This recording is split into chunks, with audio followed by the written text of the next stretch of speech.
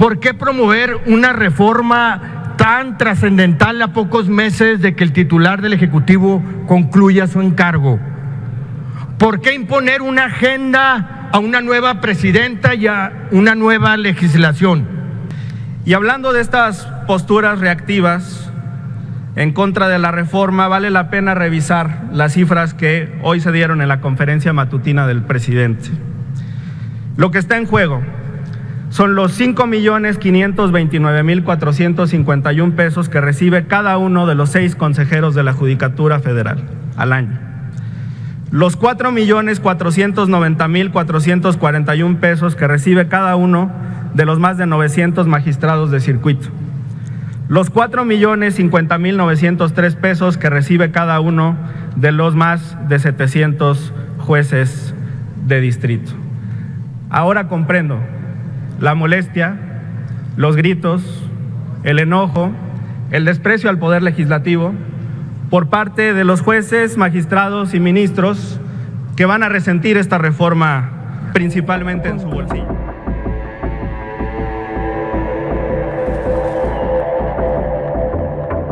Amigas, que tengan excelente día. Tremendo encontronazo con la oposición. El diputado Hamlet García Almaguer pone en su lugar a empleado de Norma Piña, que no quiere la reforma al Poder Judicial. Antes de poner la información, los invitamos a que nos ayuden a compartir este video en todas sus redes sociales, que activen la campanita de notificaciones y que nos regalen un like. Pues vamos a ver qué es lo que está ocurriendo y qué es lo que dijo el diputado Carlos Alberto del movimiento desahuciado, que protege los intereses de el Poder Judicial, los intereses de la ministra de Norma Piña. Y después vamos a ver cómo el diputado de Morena, Hamlet García Almaguer, lo encaró y le dio tremendo cerrón de hocico. Vamos, amigos, con la información. Vamos a escuchar. México necesita una reforma judicial integral, no queda duda. Sin embargo, lo que sí hay que dudar y mucho es la necesidad de una reforma judicial propuesta a modo de revancha por un presidente y una legislatura que está aproximadamente a un mes de concluir su encargo. No nos mientan, esta reforma no tiene por objetivo mejorar el acceso de justicia en este país. La reforma no toca las fiscalías, no otorga facultades y condiciones dignas de trabajo a las policías, no fortalece las defensorías públicas para que toda persona pueda acceder a la justicia. Estos son los grandes temas pendientes de una reforma que solo busca modificar la forma de selección de los jueces. Apenas en el 2020 el presidente de la República presentó una reforma al Poder Judicial, orquestada por el propio exministro Arturo Saldívar. Recordemos que, a decir de su propio creador, esta reforma solucionó todos los problemas al interior del Poder Judicial. ¿Por qué entonces proponer una nueva reforma a escasos 4 años de la anterior? En Movimiento Ciudadano sabíamos que era una reforma deficiente. Y mientras la vieja política aplaudió con Morena, nosotros evidenciamos que aquel albazo era insuficiente para cumplirle con la justicia a los mexicanos. ¿Por qué promover una reforma tan trascendental a pocos meses de que el titular del Ejecutivo concluya su encargo? ¿Por qué imponer una agenda a una nueva presidenta y a una nueva legislación? Dejémonos de simulaciones. Si vamos a discutir una reforma judicial, entremos en los puntos finos, a esos que esta reforma insiste en evadir y que son las causas de que miles de mexicanos hayan perdido la confianza en la justicia de este país. La impartición de justicia es una de las tareas más importantes que deben de llevar a cabo en nuestro país. Las y los juzgadores deciden sobre el patrimonio de las personas, sobre la guardia y custodia de menores. Pues amigos, ya el presidente López Obrador ha dicho por qué le urge la reforma al Poder Judicial, donde este diputado solamente lo único que va al pleno es para confundir, para desbocarse en contra del presidente y de la doctora Claudia Sheinbaum, porque urge esa reforma, porque con Norma Piña al frente y como están actuando los jueces y magistrados, ya hacen lo que quieren y solamente se encargan de liberar a delincuentes. El gobierno los mete a la cárcel, pero ¿qué hace el Poder Judicial? Los libera. Solamente hay justicia para las personas que tienen dinero, pero para los pobres no existe la justicia. Por eso es urgente que se lleve a cabo la reforma al Poder Judicial, y el pueblo lo exigió el pasado 2 de junio, donde fue arrollada la candidata de los Paniaguados y su candidato del Movimiento Ciudadano. Vamos a escuchar ahora cómo Hamlet García Almaguer paró en seco a este diputado de Carlos Alberto. Vamos a escuchar. Buenas tardes, Asamblea Pueblo de México. Los foros de discusión de la reforma judicial, organizados por la Comisión de Puntos Constitucionales de la Cámara de Diputados, están resultando fructíferos. Y estamos profundizando en el debate nacional, aunque de repente existan regresiones discursivas por parte de algunas y algunos de los actores principales en este debate. Fue el ministro Pardo Rebolledo al Palacio Legislativo de San Lázaro en el primer foro y ofreció como primer saque, como punto de partida, una reforma gradual para la renovación de los espacios en el Poder Judicial Federal. Lo secundaron gran parte de las y los ministros, las y los consejeros de la Judicatura Federal.